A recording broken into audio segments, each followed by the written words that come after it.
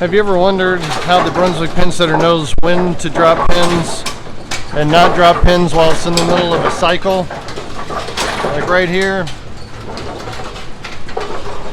the deck is down, it's ready to drop 10, but it waits until the deck is back up at the full upright position to drop the pins in. Also, how does the pin setter know once it already has 10 in and you have 10 more that it doesn't drop 10 on top of 10? It'll go ahead and set the full rack, and then when it comes up it unlocks. Then it's available to drop 10 more. It all has to do with the 5-pin chute here. There's this little arm down here that the pin hits when it goes through, and right now it's locked. So if you put a pin in here, it can't go through because that little arm down there is locked. What locks it is right back here. You got this snubber right here up against that blocking finger. Whenever you have 10 pins in the machine already, this blocking finger locks down, keeps that from moving, and then when the 5-pin goes in there, it can't go in, it can't drop that pin until the machine goes down to 270 on second to first ball or on a strike cycle to release that. I'll go ahead and run the machine now, and you'll see that that blocking finger will unlock after it gets down to 270. There we go. Go ahead and run it. We're at 90, 180, come down to 270, comes up, and that finger comes back up again. And now, since you have no restriction in there, I'll drop this 5-pin in here, which that lever in there will now be unlocked, and then it can go ahead and index the pins. Watch this. Because there's no restriction. Now you have pins in the machine again. And once it does that, that finger will drop and block and stop it from doing it again. Now if you notice, there is a second blocking finger. It's kind of hard to see with the camera, but there's a second blocking finger here on the other side. There's one here, one right here. This other one on the other side, on the 7-pin side, is to stop the machine from dropping pins whenever the deck is not all the way up at this position. Anytime it's down, you'll see that blocking finger right here will drop down, and that keeps it from dropping 10 pins into the machine. I'm going to go ahead and turn it on and cycle it, and as soon as it cycles, watch that one blocking finger, you'll see it drop down. Now the machine's down. When it comes up to 180, fingers back up, back down, and then it comes back up, pins drop. So anytime that deck is not up at the 0-degree position, that blocking finger drops down.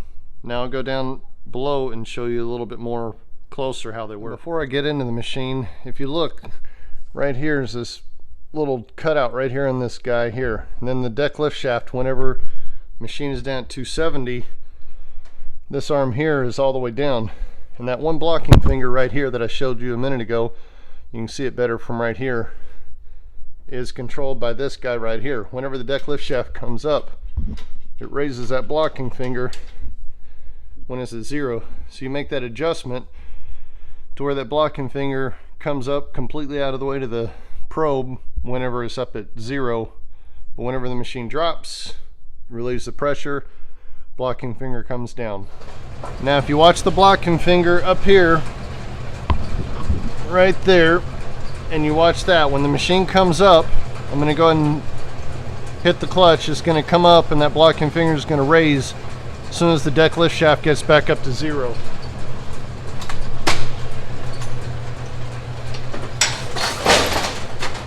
It's hard to see, but now that you can see it's pushing up on it, and that blocking finger is back up out of the way, and it is able to drop the 10 pins once the deck came up to 0, but not before that. First off, as always, for getting in the machine, breaker off, unplug the machine. Okay, here are the blocking fingers from another angle. They're both right here. The one is controlled, as I say, by this. Whenever the machine is at 0, it pushes up on this just enough to allow it to drop pins, but not anytime the deck is down. That locks it. The other one on the right side is controlled by this guy, the long link. Whenever the pin goes back, it's unlatched right now, but you see right here, when it goes back, there's that little catch in there. The machine's at 270 right now, so that little roller on the back is actually releasing this at this moment. Otherwise, this would go back and catch on that and lock, which would make that blocking finger not be able to raise up. You know, keep that other blocking finger on the right side down.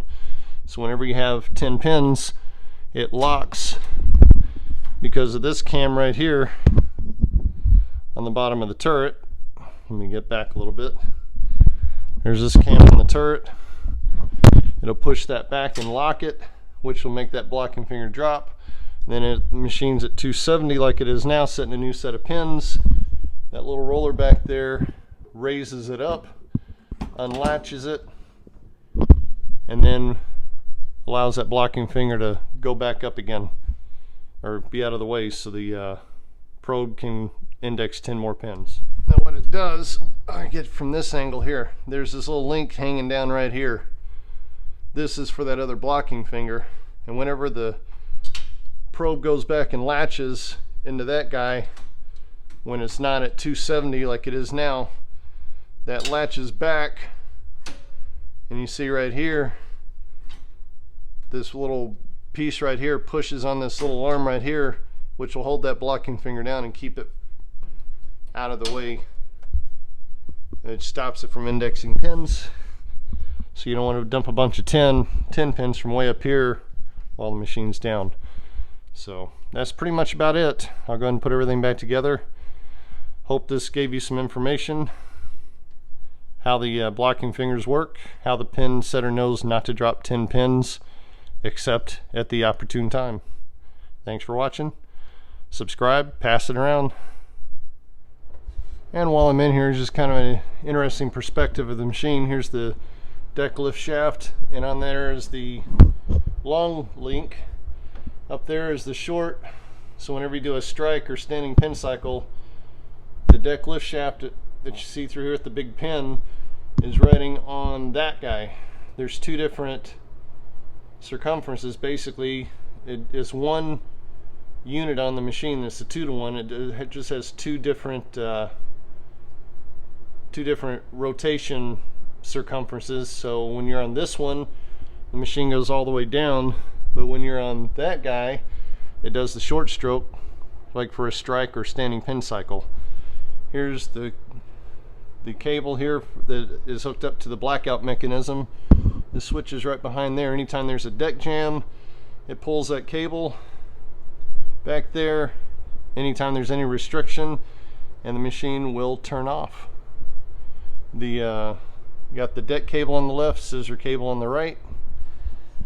Each one of those controls independently. The deck cable is this one on the left here, so I can pull that, and you can see the deck is shifting a little bit. This one here is the scissor cable. If I pulled that, the scissors would close. And then there's the detector rod here, which is used at 90 degrees on first ball cycle to tell the machine whether you have standing pins, out of range, or a strike. And this is the detector up here, the brain of the pin setter. It's all mechanical, no computers, no sensors. And if you're out there watching the videos, Rip Owens, I owe you a lot. You took the time to show me a lot of things when I was first learning on 6 automatic pin setters when I was only 18 years old at Buckner Children's Home. All the phone calls you took and the time you took to explain things to me, I really appreciate it.